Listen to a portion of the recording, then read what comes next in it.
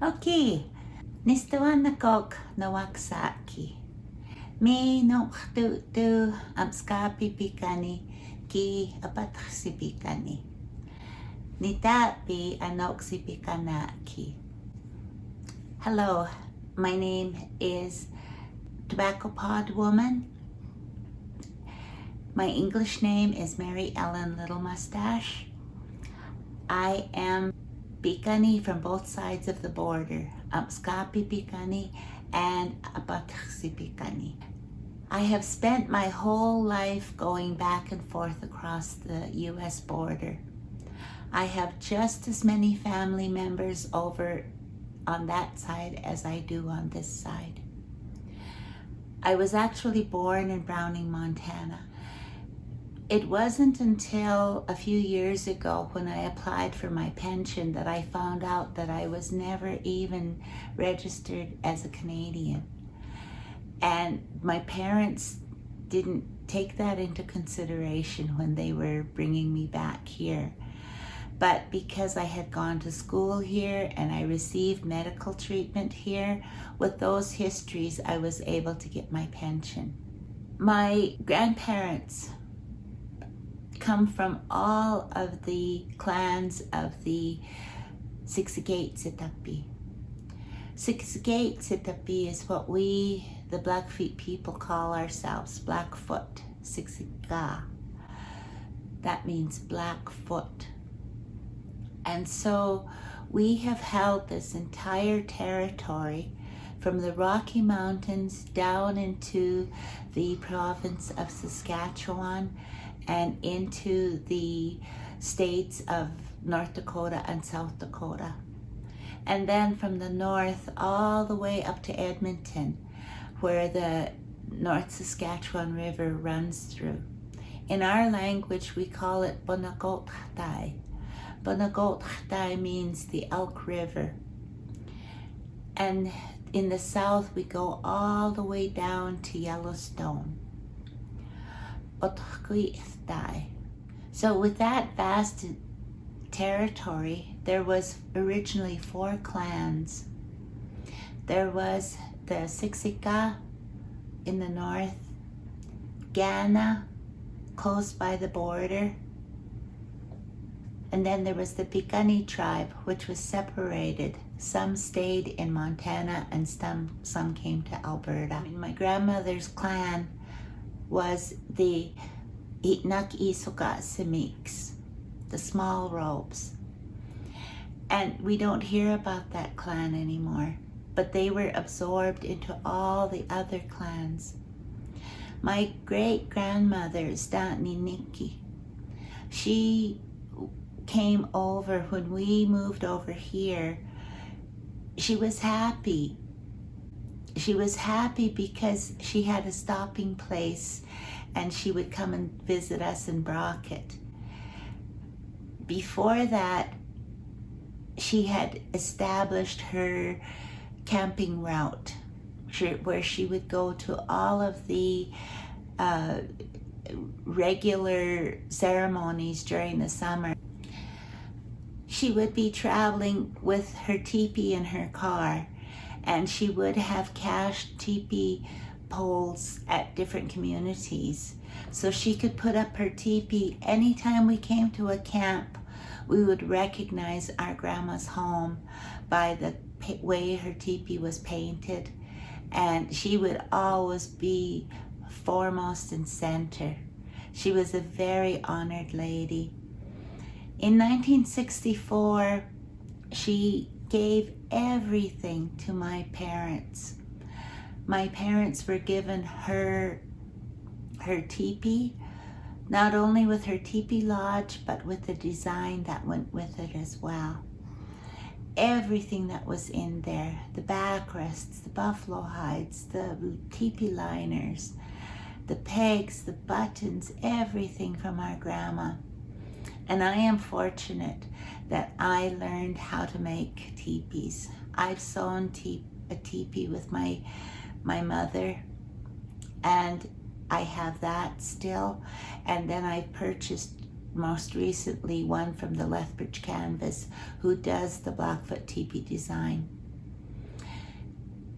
In the Blackfoot teepee design, we tell the story of the Blackfoot people. The main thing that I can think of right now is the backbone.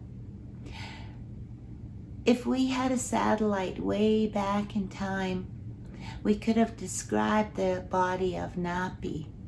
He was our Creator's helper. He was a trickster. He was, in his own mind, the most fantastic man. And so our territory describes his body from the headwaters up in Edmonton, and the Rocky Mountains were his backbone. So when we do our teepee designs, they're different from the Lakota teepees or the Cree teepees that are put up with 3 poles. We are very strict about the 4-pole rule because it represents every part of us as human beings, mentally, spiritually, socially, and physically. So when we put up our teepees, we have a certain way to do it, and it's been handed down for thousands of generations. When we talk about reconciliation and the truth, it's very painful. It is very painful. And so out of the midst of this pain, I see our babies. I am a great-grandmother. I have 5 great-grandchildren. And I am so thankful for each and every one of them. They are my reason for living. In different ways, all the traumas that we have come through, I was able to use our ancient methods to not only help heal our people, but to give them a good view of the future. We don't have friends in the local communities. We have very few friends in the local communities. A lot of the reconciliation efforts are taken away from us monetarily, so that we have to struggle as teachers. We're not given the same recognition as if we had graduated from a university. And yet the knowledge that we possess will carry our people into the future. I am very thankful that my grandmothers and my parents and everybody gave me that confidence. Right now you see people falling all over that don't have that confidence. We were taught in the Blackfeet language that everything centers around Nistu. That's me. Gistu is you. Ustu is that person. So when I talk about Nitstu, Nitsitapi, that is me. And so in my language, I am so powerful that if I take something that is inanimate, I can make it alive. I can make it become animate just by touching it. And there's all these wonderful relationships that we have with not only the other people, but also with the trees, the rocks, the animals, the water. We have these relationships that are so amazing that the animals are so curious about us. And in all of the major events in my life. I've seen wonderful things. I've seen 2 eagles follow our relay ride for the Blackfoot Confederacy, all the way from Siksika to Montana. And then the one eagle had to go back, probably take care of her babies, but one stayed with us, and we had a spontaneous parade in Cardston, and that eagle followed the lead truck that had the drummers and our chiefs with their war bonnets. That eagle would dip, just dancing in front on top of that truck. Another thing I've seen is an eagle do a complete 360 flip over, teaching another little eagle how to fly. It's those kind of things that give me hope for the future. The outside people do not understand our heart. They do not understand our spirit. They do not understand our generosity.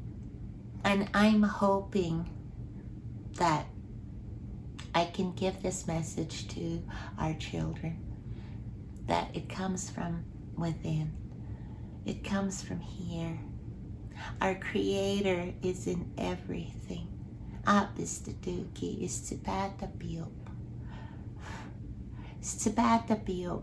That life, that breath of life, that when we become alive, when we hear that baby's first cry, that is amazing. I traveled at the hand game circuit for about 20 years, and I had a whole hand game family that we just took care of each other. Every morning we wake up, have breakfast together, eat together, struggle together, lose together, win together. And it was all the healing that I needed. When I lost my son, Noel, his wife, Teresa, and my husband, David, and we had those 2 little girls, 2 years old, Chanel was, and Trisha was 5 years old. They were the reason for living. That was my reason for living.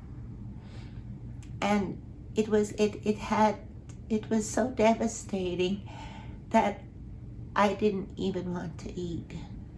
I didn't even want to walk.